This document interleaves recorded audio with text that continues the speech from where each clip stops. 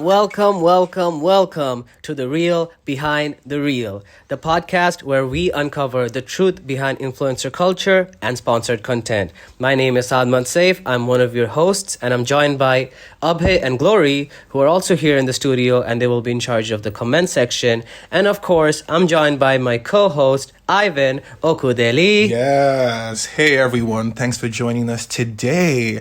We're going to be exploring the topic that's at the heart of social media culture, which is how influencers maintain authenticity while navigating sponsorships and brand deals. Now, the question is everything we see online truly real? Or are we just being sold something we really don't need every time we see a reel? Exactly. Great pun, Ivan. With so many influencers out there, it's getting harder to tell who's being genuine and who's just in it for the cash. Let's be real. Sponsorship deals are tempting. They're big money. But when authenticity is involved and when authenticity is questioned, things can go south really fast. Yeah, true. Because there are sponsors who want influencers to promote product they're really not comfortable with, but the money's too big. And then there are influencers who promote products they don't really believe in, but again, the money's too big. And one perfect example is the backlash against Kim Kardashian when she promoted appetite suppressant lollipops. Get this, bro. She was promoting appetite suppressant lollipops a few years ago. And she was claiming that it's one of the reasons why she stays in shape and she's so fit. People were outraged, and people were accusing her of sending harmful messages to young girls because so many young girls are influenced by Kim Kardashian. I still don't know why, but that's a perfect example of how authenticity can go really backwards when influencers are taking on these sponsored contents. Oh my God. I genuinely feel like every now and then one Kardashian or a Jenner comes under fire for, promoting something that doesn't work or just like spreading harmful messages. But, they're influencers. They have to, in quote, make their money. Yeah, Kim K faced a lot of, heat from people. They felt the ad was completely out of touch with her usual content and ethics. And another really good one that comes to mind is the YouTuber Logan Paul. Oh, yes. Logang for life. Logan for life.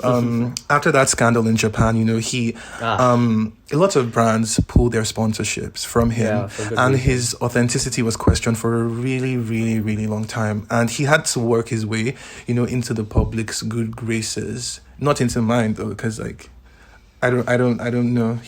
No, just don't do that. I mean, you have definitely come into my good graces, Logan Paul. You are my US champion. But I get it. That is the thing. When influencers lose their authenticity, it's really hard to regain trust. Were you a fan of Logan Paul before Japan, though? Yes, I was. But now, no. Yeah, so there you go.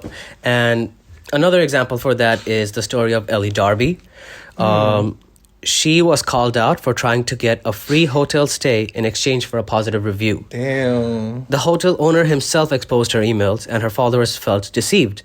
She had to address it publicly. Yes, she apologized, but the damage was already done. And honestly, I've not heard from Ellie Darby ever since. I'm trying to be really, politically correct, just so I don't come under fire. Of course.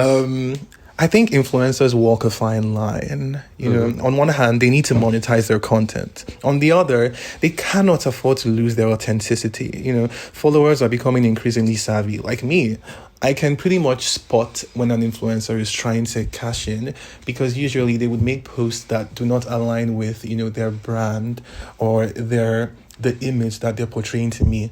It's not enough to sell that brand to me. And it just feels like you were paid to post and that's it. Exactly, and that is exactly what we are exploring today. We're going to dive deeper into this topic with our wonderful guest, Jasmine X. Hey. She's a rising influencer in the lifestyle space.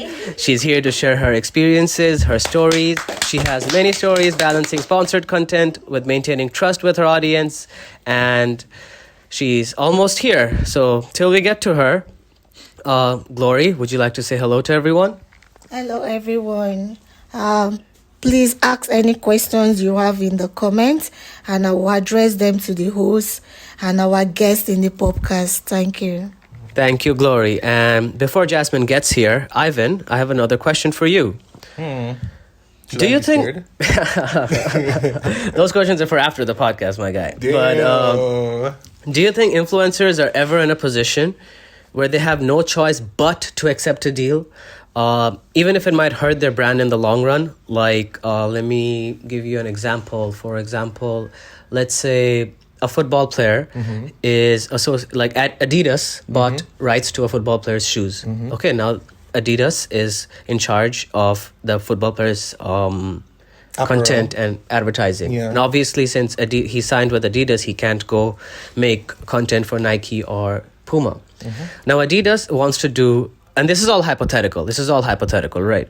So Adidas wants to do an advertisement which promotes, let's say, something the footballer is not comfortable doing. Yeah. But since he did sign $1 million deal and he's in a contract, do you think sometimes these influencers are ever in a position when they have no choice but to accept a deal like that? Honestly, Saad, it's a gray area, right? I do think there are times when influencers feel pressure to take on deals, especially when they're just starting out or if they're just in between sponsorships. I mean, look at the case of James Charles, the makeup influencer slash YouTuber. Early on in his career, he promoted products from competing beauty brands. So he would, wake up on Monday and do an ad for Urban Decay, wake up on Wednesday and do an ad for MAC, wake up on Friday and do an ad for Morphe. And a lot of his fans noticed that which one are you using, my guy? Exactly.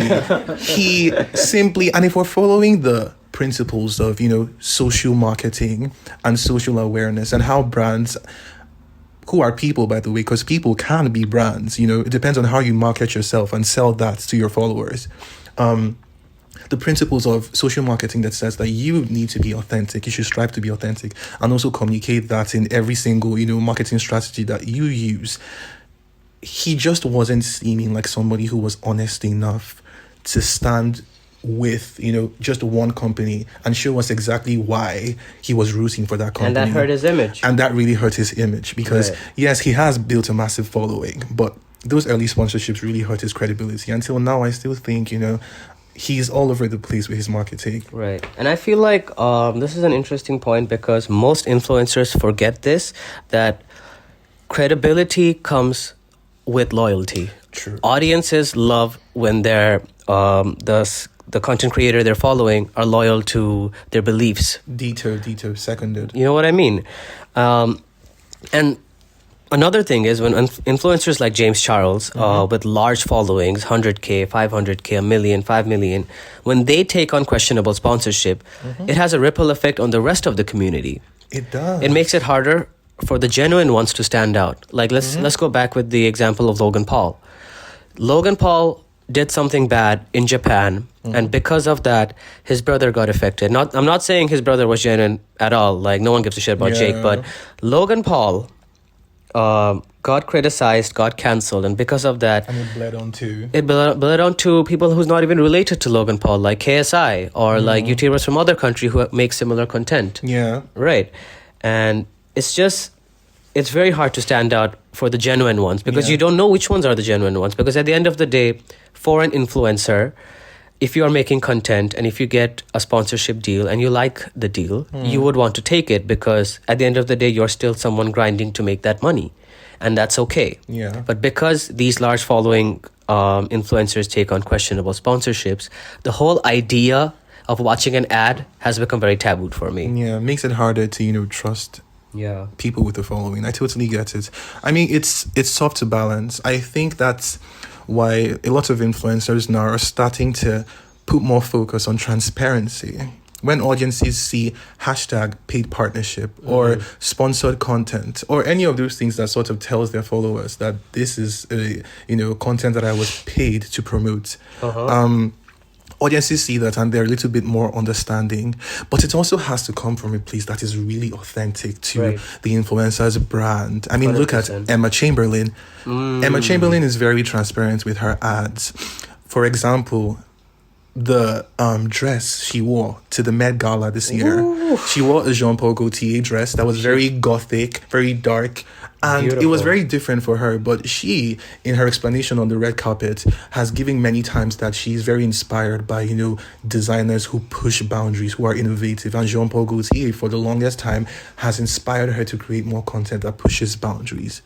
That's why I love her. Everyone trusts Emma Chamberlain. Everyone loves her. True. And that's right. Not everyone gets it right. Shout out to Emma for it, but I wish there were more influencers like her. But enough about that. Our guest star of the day has just showed up. So we'll dig into how influencers can avoid these kind of mistakes and keep their integrity intact by asking an influencer herself. We've got Jasmine here. Yay. Welcome. Thank you so much for having me, you guys. I'm so happy to be here. Thank you. It can be a tough space to navigate for sure. Mm-hmm. For me personally, I've had brands that didn't align with my personal values. But because I stayed true to who I am, the money was tempting, but I had to reject it. Especially when you're growing your platform as a baby influencer, it can be hard to stick to your brand, stick to your niche. But people can sense when you're being fake. Of course. True. Very true. I mean, that's what we're curious about, Jasmine. Can you walk us through how you make those decisions? How do you, what is your thought process for, determining if you want to say yes or no to the brand that has approached you to make sponsored content for them? So for me, it's all about whether I can genuinely see myself using the product or not. Okay. Nice. Fair. Yeah. My audience trusts me because I'm honest with them. I have a track record of being honest with them. If I promote something and I don't actually like it, it will be obvious. For instance, I was born with great genetics, so I can come to people and say, I cleared my pimples, my acne in 2 months. Very knowing honest, that I was born with this skin. So yeah, one time I was approached by a diet company, and while the paycheck would have been great, I turned it down because as someone who struggles with body image and I want to send the right message to my followers, I turned it down. I didn't want to send the wrong message. Oh, wow. Kim Kardashian, take notes. Take notes. Thank you. That's really commendable, Jasmine. It's not easy to turn down big money like that, especially when those deals can make or break your career. Yeah, and this is one takeaway for micro influencers who are still starting out. It can be very hard in the long run, but trust me, when you look back at your digital footprint, you're going to be thankful that you turned down certain opportunities because sometimes a rejection is a redirection, So you don't really want to lose your customer base or your audience. No amount of money is enough to bring your customers back. Wow. Spoken nothing but facts. That's a great point. That's a great point. Okay, Jasmine, we're going to take a pause on you for a minute, So viewers, yesterday, Glory and Abhay went around the school to promote our podcast and also asked some students if they had any questions they wanted us to sort of address on the podcast. Do we have any questions? Yes, we have got some interesting questions coming in, and here is one. Okay, how do you maintain trust with your audience when you are promoting something?